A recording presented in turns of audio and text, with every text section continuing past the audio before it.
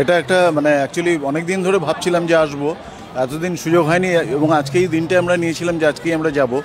তা এসে বুঝতে পারছি প্রচুর মানুষ এসছেন বিভিন্ন জায়গা থেকে, এসে খুব ভালো লাগছে নিজের।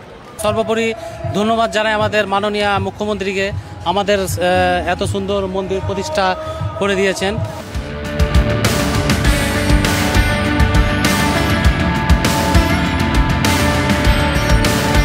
আজকে মাননীয় মুখ্যমন্ত্রী উনি জগন্নাথের জন্য নিজের গাছ থেকে কাঁঠাল পাঠিয়েছেন, আম পাঠিয়েছেন, গাছ পাকা আম।